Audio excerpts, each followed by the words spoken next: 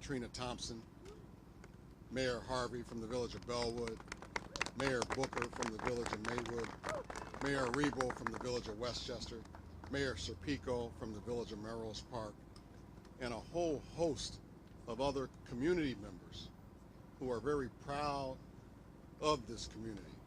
A number of faith leaders, another number of nonprofit groups are all here today. We are here today because we stand in solidarity with Mayor Thompson and the Broadview community. Mayor Thompson has done an amazing job in the midst of a difficult time in our country for many American cities led by Democrats. We are here today to say we stand with Mayor Thompson unequivocally. This is my district. Welcome to my district. This is our community. And these are our streets that you're standing on. We are here today because Broadview is strong, and it's going to stay strong. Yes. Yes. For several weeks now, without permission or collaboration with this community, this fence you see behind us has been standing here blocking the community's access to its own streets and standing as a symbol of division. It's a symbol of Donald Trump's contempt for this community and so many like it. They didn't respect our community enough to go through the village's permitting process. They didn't respect our community enough to ask our police and firefighters how this would affect their ability to respond to emergencies. This fence is a stark reminder of another time in history. In 1961, the East German Army erected a wall that became known as the Berlin Wall. The Berlin Wall symbolized the Cold War, the physical division of Europe into communist, authoritarianism, and capitalist blocs, the Iron Curtain, and the repression of freedom under communist regimes. It stood as a tangible barrier between two opposing ideologies and superpowers, the Soviet Union, which represented authoritarianism, and the United States, which stood for democracy, and a stark reminder of the division of families and the denial of basic human rights and movement. On June 12, 1987, then American President Ronald Reagan stood at the Brandenburg Gate and said to Soviet leader Mikhail Gorbachev, "Mr. Gorbachev, tear down this wall." Here we are today, over 70 years later, in the land of Lincoln, nonetheless. And an American president actually ordered an iron fence to be erected in American city. Just as the Berlin Wall did in 1961, this fence stands as a symbol of division. This fence is a symbol of dividing families. This fence is a symbol of dividing communities. This fence is a symbol of dividing Americans, and this fence is a symbol of denying American constitutional rights. This fence is also a distraction. Let's be clear. This fence is a distraction and a reinforcement of the havoc Trump has wreaked on our nation. What is he distracting us from? Some real basic verifiable facts. Black women have lost jobs at a higher rate than any demographic. Our community, this very community, is being stripped of DEI programming that supports our youth, that protects our youth, that's driving down violence. And folks are returning their animals. They're returning their animals to shelters because they can't afford to care for them. We must pull back all of these fences and all of these barriers to the American dream. Mr. Trump, tear down this fence now. Tear it down. Tear down this symbol of division. Tear down this symbol of destruction. Tear it down and tear it down now. Ladies and gentlemen, it is my honor to welcome to this podium the mayor of this great city who's standing strong because her community is strong. Please welcome Mayor Katrina Thompson.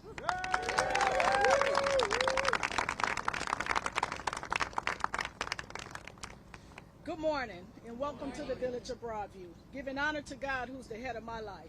My name is Katrina Thompson and I have the honor of serving as the mayor of the Village of Broadview. First, I want to thank Mr. Welch for his gracious introduction and his steady leadership. I deeply appreciate his thoughtfulness and continued support. I also want to extend my gratitude to my fellow mayors, those in and around Broadview, who have stood shoulder to shoulder with me over the last 6 weeks. These weeks have tried and tested all of us who care deeply about dignity, democracy, and the protection of our residents. To the members of the Black and Latino legislative caucuses, your presence here today matters. It matters to me, and more importantly, it matters to the residents of Broadview. Your being here tells them that they're not alone. This moment is a gathering to show unity, and this unity is more powerful than any show of force that has come from the other side of that illegally built fence. Because of this unity, our collective commitment to principle that in democracy, the rule of law matters.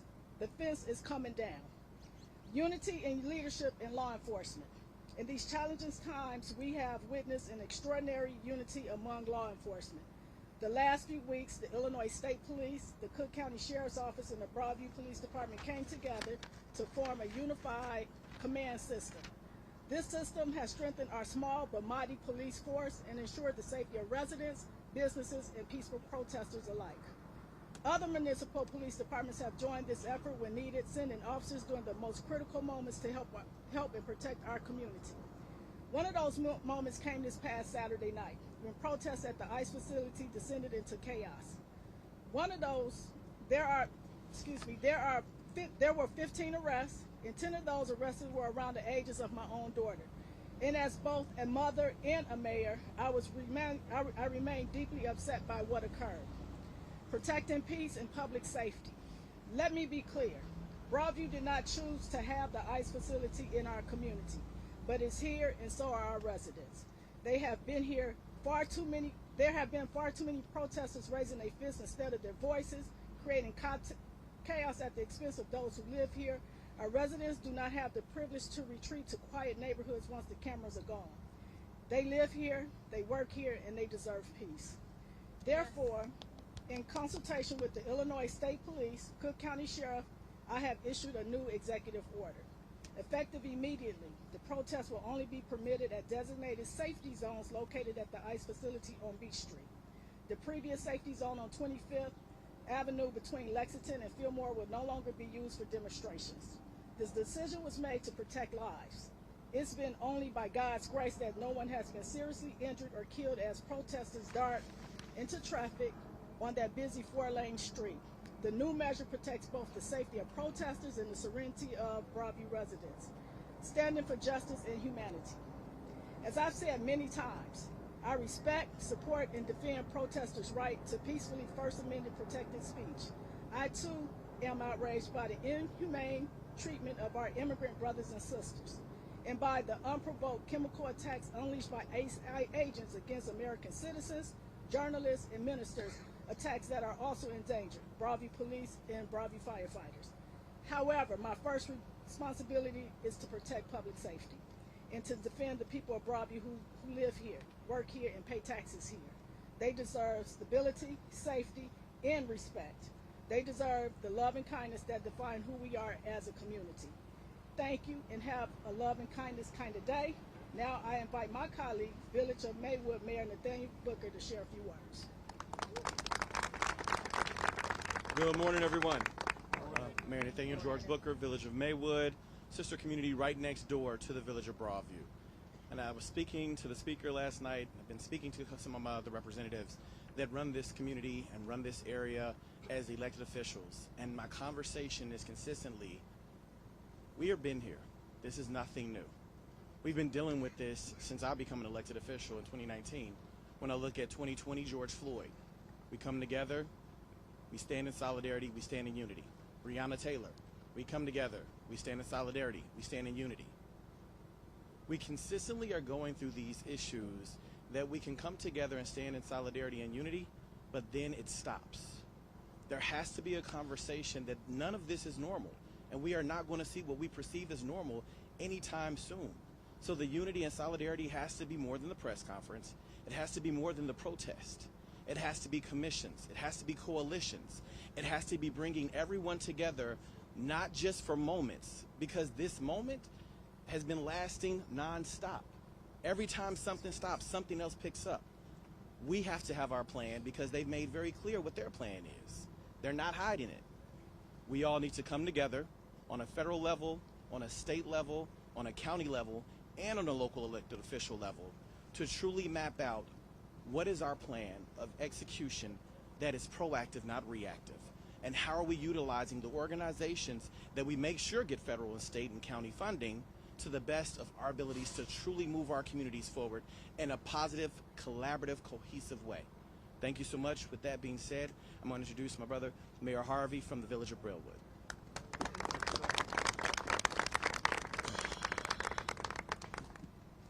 Good morning. My name is Mayor Andre Harvey of the Village of Bellwood.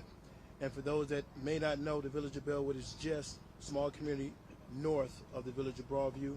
Broadview is our sister city, sister community, and we come here today to stand in solidarity with our sister, Mayor Katrina Thompson. We want to stand here today with Mayor Thompson in this chaotic time that we are having.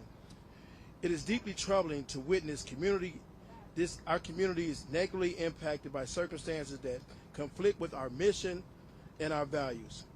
The growing federal presence in Proviso Township has affected communities within our region, creating tension and uncertainty where there should be trust and collaboration. President Trump and his allies have shown clear disrespect for Broadview and for many other communities just like it. Today, Bellwood and our neighboring towns stand united with Broadview and its leaders in demanding fairness and respect. We call on President Trump, Department of Homeland Security, Kristi Noem, and ICE officials to comply with the court order and remove this fence that has disrupted the daily lives of residents and local businesses. This barrier has caused unnecessary hardship, limited access, limited freedoms, and peace of mind. Our message is simple. Treat our residents and business owners with the same dignity and respect that you would want for your own families and communities. Treat the community and our children like you would want your children and grandchildren treated. We ask only for fairness, compassion, and the opportunity to live and work in peace.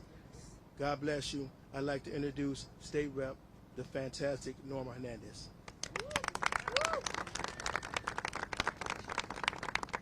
Thank you so much, Mayor. Good morning, everyone. Buenos dias. Representative Norma Hernandez, co-chair of the Illinois Legislative Latino Caucus. And my district, the 77 district, covers parts of western suburban Cook County and parts of DuPage County. I first want to thank our Proviso elected officials here with us standing in solidarity. I want to also thank our legislative caucus members that are here also standing with us in solidarity, and the community leaders and advocates that are doing the groundwork, meeting our immigrant families where they are. And for over a month now, we've witnessed the violent, cruel, and deadly tactics from ICE and the Department of Homeland Security. Every single morning gets harder as I look at my phone. We wake up to more pain, to stories of people being racially profiled, detained, and injured by ICE agents. Every day we see more power being abused, more rights being violated, and families torn apart without due process or justice. Just days ago, we saw a 15-year-old U.S. citizen from Northlake aggressively detained even though she just had undergone kidney surgery and needed medical care. After that attack provoked by ICE, she had to return to the hospital. Last week we saw a young woman shot multiple times, and we now know ICE lied about it, claiming she tried to run them over. And just over a month ago, a young father of two with no criminal background was shot and killed by ICE agents in Franklin Park, who again lied, saying he tried to run them over. We've seen ICE agents tear gas innocent families outside of grocery stores and outside of the Humble Park Health Center, and peaceful protesters in Bryant Park, and we've seen children and parents zip-tied in the middle of the night with no explanation or proof. But with pain comes resistance. And every single day, I am reminded of the courage, love, and power of our community.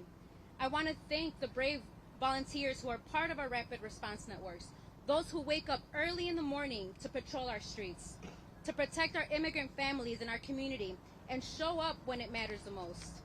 I want to thank those who stood in demand for justice for Silverio Villegas Gonzalez in Franklin Park, and who continue to protest peacefully outside this facility and across the Chicagoland area. It is clear, when our communities are under attack, it's our community that keeps us safe. And even though so much harm, trauma, and heartbreak, we've seen real victories. Victories that show what's possible when we organize and we refuse to back down. We've seen the courts block the deployment of National Guard onto our streets. We've seen the extension of the Castañón Nava consent decree, protecting our people from ICE arrest without probable cause or a warrant. And we've seen a federal judge order the removal of this fence around the very center, a powerful reminder that walls fall when people rise. Wins don't just come from the courts either, especially since the Supreme Court seems all too willing to and complicit in Trump's desire to rule this country like a king. We know people have been saved from abductions by Trump's secret police because of the rapid response networks being organized, or bystanders that respond naturally because they care about their neighbors and they know that what ICE is doing is inhumane. These wins didn't come from politicians or institutions alone, but they came from you, the community, the advocates, the organizers, our neighbors, and the families who refuse to accept cruelty as a norm. Tomorrow, we are heading back to Springfield for veto session, and I want you to know that we're bringing your voices, your fight, and your courage with us.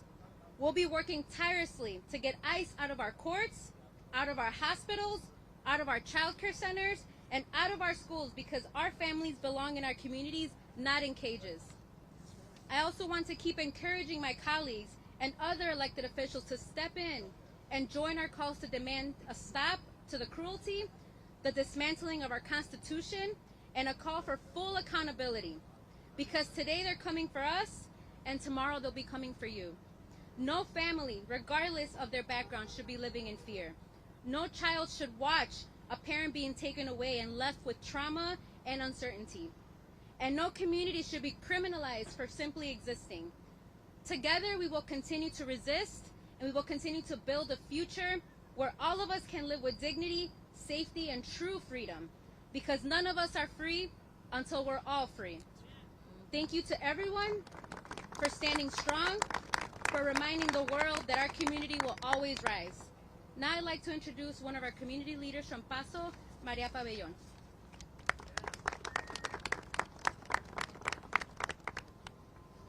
Buenos días, mi nombre es Marién Casillas Pabellón. Hi, my name is Marién Casillas Pabellón. I'm the executive director of Paso. We have been organizing in the West Suburbs for 16 years now.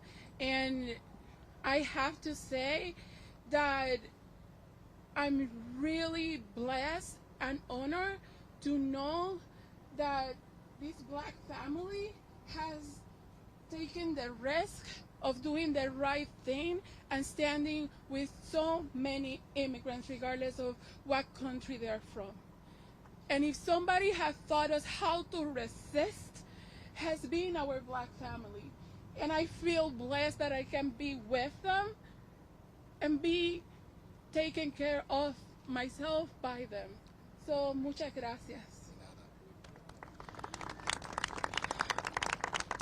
Pedro Albizus Campos said something, he's a Puerto Rican that had something to say about a lot of things.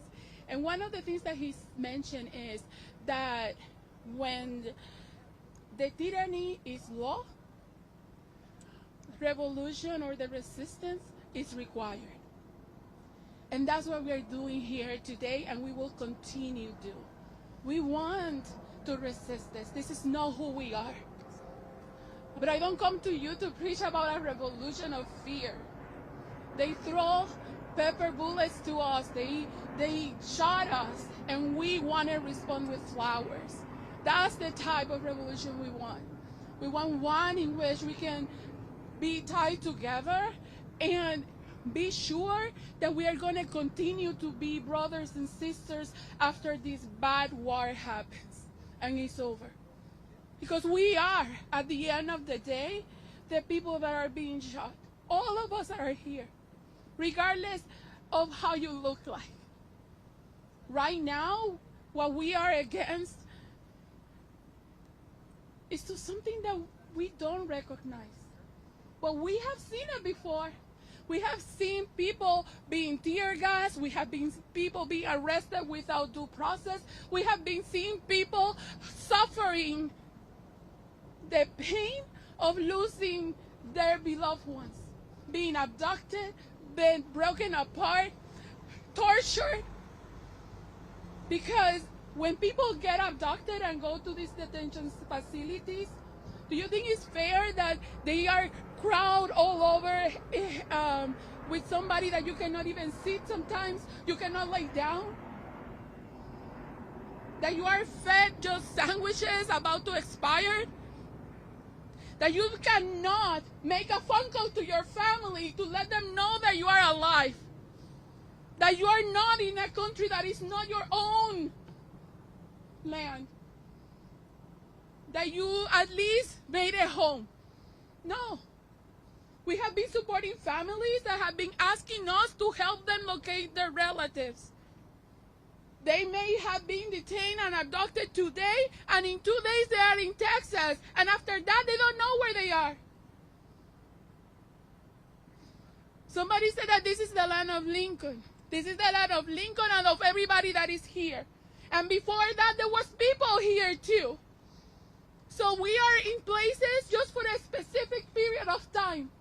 We are not due to be here eternally. But make sure that while we are here, we can say that we fulfilled the dream of being kind to each other. That we proclaimed and lived in justice. That we didn't act against our neighbors, our family, and the future generations that we are bringing up.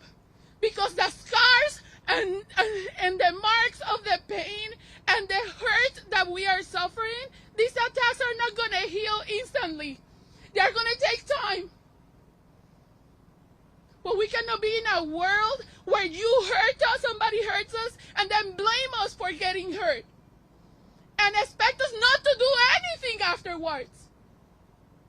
We will fight. But our revolution will bring flowers instead of guns.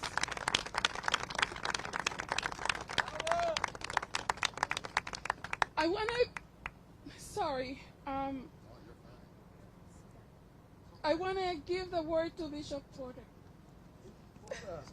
Sappho, Bishop Sappho. Bishop Sappho. Oh, I'm sorry. My bad. Forgive me. Come around behind. That's it. Only that's it. Okay, come around. Okay.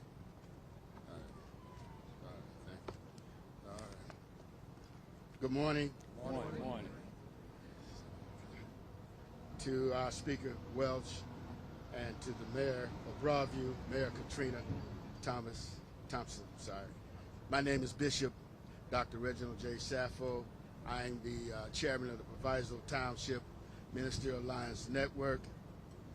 We're here in support of our dear sister, Mayor of Broadview, in this most trying time. As a faith leader, I'm always concerned about the welfare of our community. I have learned that at the cortex of a healthy community is its willingness to be bound together by a common unity of morality and respect.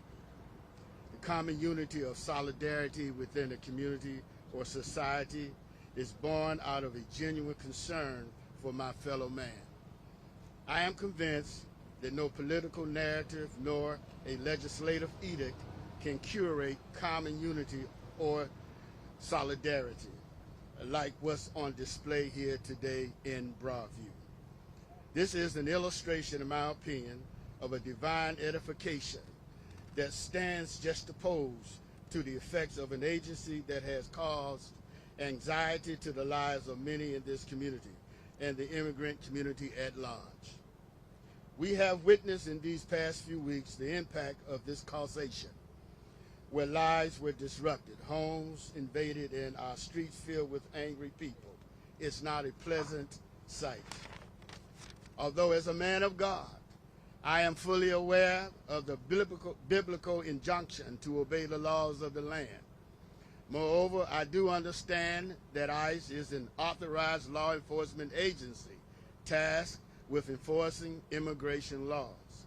However, I must admit that we as a community are not entirely comfortable with some of the methods and manners that are being used by ICE to enforce those laws. For example, there have been recent broadcasts of instances where they looked like they were rustling cattle in making arrests. Thus, in my view, we are confronted with an urgent matter now, a matter that warrants community discourse, a dialogue, if you will, a conversation. I'm not one who seeks conflict, but collaboration. But God has provided us with a model in Exodus 12, 48, 49, how to embrace this moment. He allows for the nation of Israel to embrace foreigners or immigrants, to bring them in the fold as one. However, they must comply with the ordinance of God. But in that, if you read the text, he also provides a way that they can become citizens, onboarding them with compassion and understanding. There must be some mediation to achieve civility and compassion in this process. Can this be achieved? Dr. King was right. Power without love is reckless and abusive. In other words, to his point, for power to be used effectively and morally, it must be guided by love and respect for your fellow man. Amen. Therefore, as a community, we must work to ensure that the sanctity of human agency is never made null and void by another person. I hear, don't you hear? I hear the cry for peace and the restoration of order. This mayor is doing all she can, in my opinion, to balance the scales of civility and planned disruption.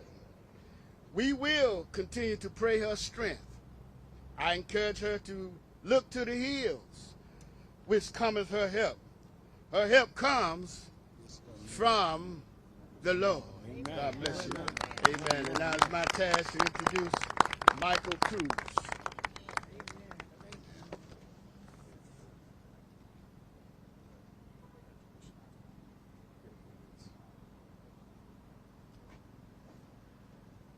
Buenos dias. Good morning, everybody. It is an honor to be here today with everybody here. My name is Michael Oquinsech Cruz. I have the honor of serving as the Executive Director of the Coalition for Spiritual and Public Leadership. We're a coalition of over 50 churches, community organizations, religious orders, and universities across the western suburbs, Chicago, and the state of Illinois. We are proud to have been founded in the beautiful village of Maywood in 2017. We're also a proud member of ICER. I'm proud as well to be here with so many, including members of CSPL from the western suburbs here today. I want to thank Mayor Thompson and Speaker Welch for their courageous leadership and their work to bring down this illegally constructed fence around the ICE detention center behind us. As Catholics and Christians, we believe, as Pope Francis said, that peace builds bridges, whereas hatred builds walls and fences. I want to echo some of the wise words that Mayor Thompson recently shared with us, that this crisis that we're in is not only a political struggle, but a spiritual one as well. She also made it clear that we cannot let what is happening to us as a result of ICE's Operation Midway Blitz divide our communities against one another. Many of the corporations and politicians who profit from prisons and jails and imprisoning our loved ones from our communities of color, as well as working class white communities, and those who struggle with addiction and mental health concerns, that these same politicians and corporations are profiting wildly from the detention and deportation of our loved ones as well. That these systems are inherently interconnected to wage war against communities of color and working class people. This past Saturday, CSPL organized a procession that brought 1,000 Catholics and people of faith from St. Eulalia and Maywood across Lexington here to the detention center, just steps from where we are. We brought communion to offer to our loved ones who've been abducted from their homes, from their places of worship, from their schools, and from their communities, and to extend communion and prayer with them, in solidarity with them in this time of fear and anxiety. Our delegation of clergy and Catholic sisters sought to negotiate entrance into the ICE detention center, and ICE would not come out to meet with them. They simply communicated that our delegation of clergy and sisters was not permitted to enter, and they flatly said no. On Friday, another group of ministers sought to do the same, and they were flatly rejected as well. We must ask, what must be going on inside this ICE detention center that is so horrid, so inhumane, that they won't allow ministers to pray and to accompany those in need, or allow our elected officials, including our local officials and 2 U.S. senators, to go inside. What is happening there to our people? We must ask this question. Hatred, racism, greed, lies, and deceit must be uprooted if we are to build what Dr. King called the beloved community and a more vibrant democracy for all. We are working tirelessly with our partners at ICER to ensure that laws are put in place to keep ICE out of our schools, out of our places of worship, out of courts, out of hospitals, so that people, our people, can live in peace. It is an honor to be here. I would now like to invite up to the podium Paul Wendy from Iron Workers 63.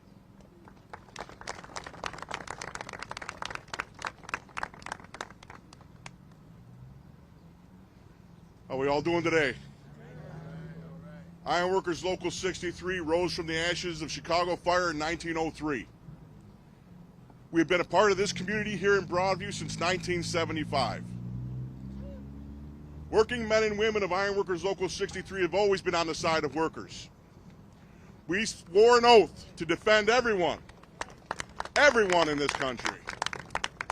Everyone deserves the same rights. When this all comes to an end, I know what side the Iron Workers are going to be on. We're going to be on the side of good, on the side of right, not on the side of the evil elite who want to take, and take from everyone. This can't go on. Next, they want to strip the federal workers, the federal unions. They want to take out everybody. Take a good look. If you think it ain't affecting you now, it will be. History remembers. History always remembers. And don't be on the wrong side of this, because this is completely wrong. And if you have any decency inside you, you know this is wrong, and you want to stand up for what's right. And the Iron Workers always stand for the workers and the fighters, because Iron Workers are fighters. Don't ever get that messed up. I want to next bring up Leader Kim Lightford. Thank you, Paul. Good morning, everyone. To God be the glory for the things he has done in my life. I bring greetings to all of you and welcome you to the 4th Senate District. Before us stands not just the fence, but a steel barrier. A barrier built not to protect, but to divide. Not to uphold the law, but to hide the truth. ICE has constructed this steel wall around a facility here in Broadview, a place where people accused of being in this country illegally are being held. But let's call this what it really is. It's a wall of secrecy, a wall built to separate families, to conceal pain, and to shield injustice from public view. This fence went up without a permit, without transparency, and without accountability. It was built illegally on municipal property, land that belongs to the people of Broadview. It has created a public safety hazard, blocking fire departments' access to local businesses and putting lives and livelihood at risk. And for what? To keep the public from seeing what is happening inside, to silence the cries of people who have been violently pulled from their families, targeted, profiled, and detained because of the color of their skin or where they come from. No one, not even ICE, is above the law. Let me repeat that. No one, not even ICE, is above the law.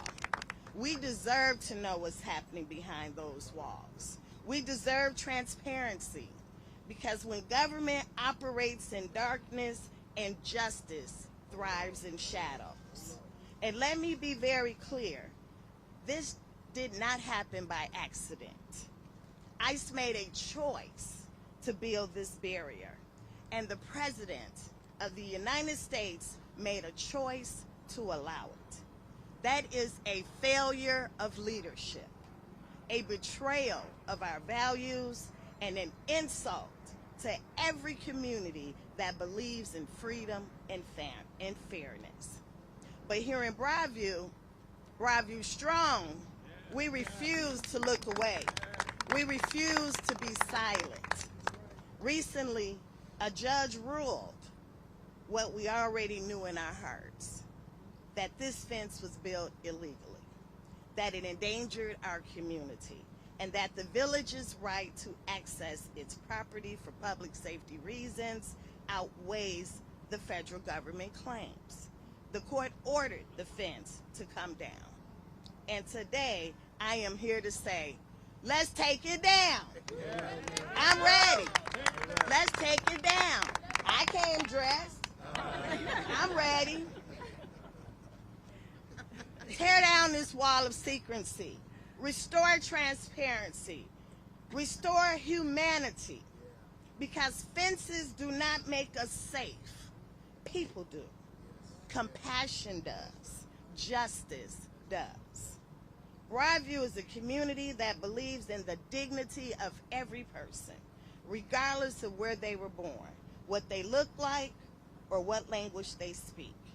And we believe that no one should live in fear, and no government agency, not one, should ever operate behind the reach of the law or the light of the truth.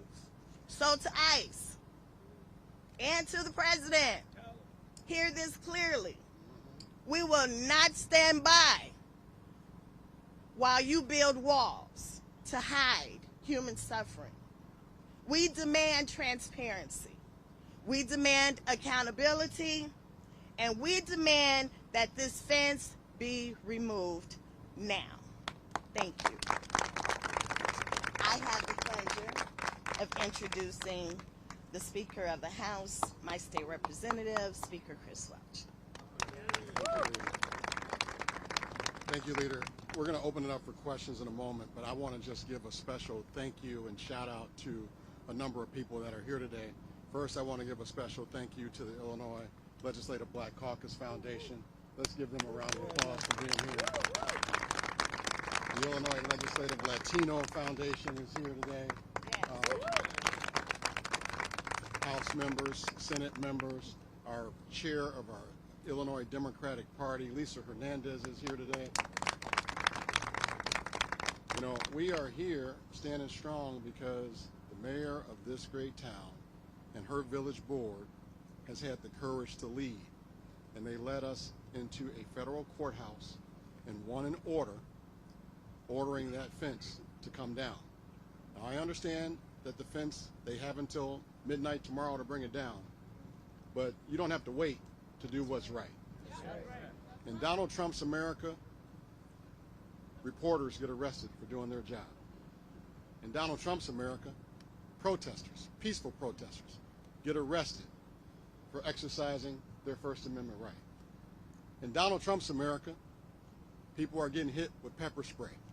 Clergy members praying are getting hit with pepper spray.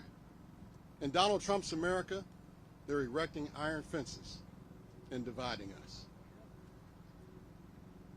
We will not be divided. That's right. We will continue to stand in solidarity. We will continue to fight. We will go to court when we have to. We will pass laws if we have to. The legislature is returning to Springfield tomorrow for our 2-week veto session. Lots of conversations are being had. If we can do some work to strengthen our laws, we certainly will, because we're going to continue to stand together and fight back and protect our democracy. Thank you all so much for being here, and at this time I'll open it up for questions. Speaker, the fence has been up for a few weeks now, and obviously, as you said, the court's already ordered it to be taken down. So why is this gathering just happening today? Could it have been more forceful if you had gathered this group earlier before the village had to go to court to get a judge to order the government to speak?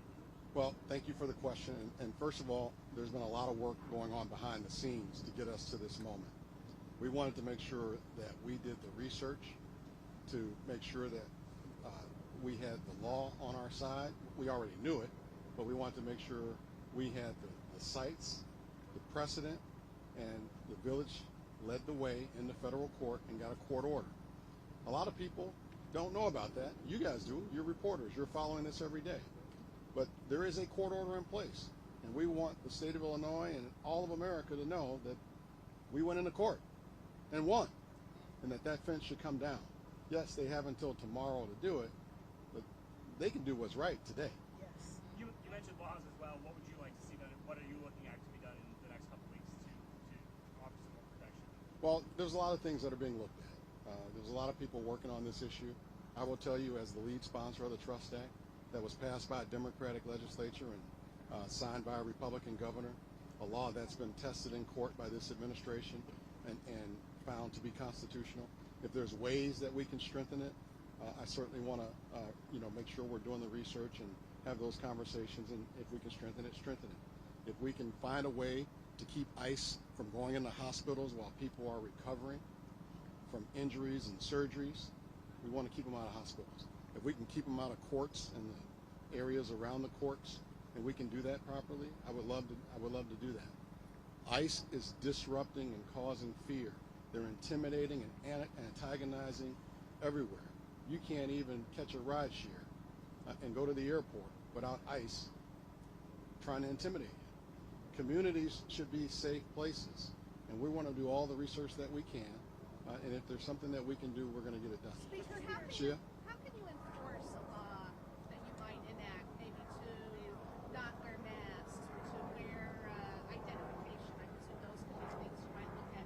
How do you enforce those things? Well, we're looking at a lot of things, and the things that we're looking at, we want to make sure that they have teeth, that they're substantive, and that they are enforceable. And so the Trust Act, we passed a law that was enforceable. It's been found constitutional in federal court. And so those are the types of things you have to do in the legislative process. We don't want to do anything that's symbolic. We want to do something substantive. Does it mean Illinois State Police would challenge people that they might see going into a hospital, for example, if you said ICE can't go into a hospital?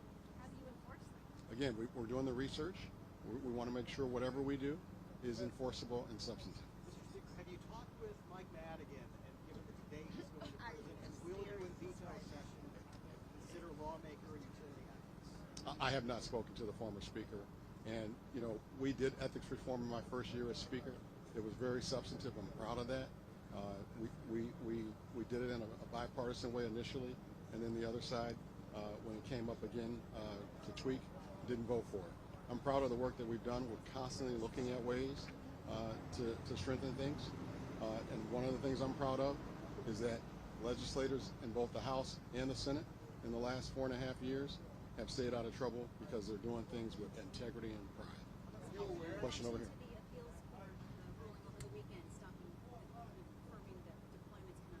The law's on our side, and it was found at the district court level, and the appellate court got it right as well. We have to respect the law, and we're here today because we see by this iron fence that this administration doesn't have respect for communities. They don't have respect for people, families, or the law. But the appellate court very decisively said that they cannot deploy those troops. I would recommend that they send those folks back home where they belong. Speaker, are you confident that the fence will come down by midnight tomorrow night? And if it doesn't come down, what's the next step? Well, we have a court order in place that is ordering it to come down by midnight. I don't think they have to wait to do what's right. They should bring it down now. And if they don't, we're going to see our Attorney General likely go back in the court. Mr. Speaker, their critics will say, this is a question for you and Mayor, sorry, you and Mayor Johnson. Their critics will say that shrinking the size of the protest safety zone raises a lot of the same constitutional issues as this fence. How do you see that balance? Mayor, you want to take that one? Yes, so we have a right to protect the residents that live here. So we have to put protocols in place to make sure that everybody is safe. This is a public safety issue. It's not to take anybody's rights away. I'm a part of them amendment rights as well. So I have to protect the integrity of our village, protect the integrity of journalists and the protesters that come here. So it's not a division. Does it undermine the state's argument, though, that this situation can be handled without the deployment of the National Guard, or do you think that this is just showing that you can use regular means to control the situation? Ask that question again. I'm saying, does having to shrink the protest zone undermine the state's argument that it made in court that this situation can be handled with normal law enforcement means, not needing the National Guard? Well, we don't need the National Guard. We don't. But we have a right to protect the integrity of this village. Thank you. Thank you all. Speaker, one more question. Are you guys aware that we've been detaining our own citizens in Cook County Jail under similar conditions in bullpens? As well, I don't think it's fair that that woman is saying they're fed expired sandwiches without proof of it. What's going on? Just go. It's okay, tell them to follow me. Okay. We need to fix our own court systems in the U.S. We're doing a response.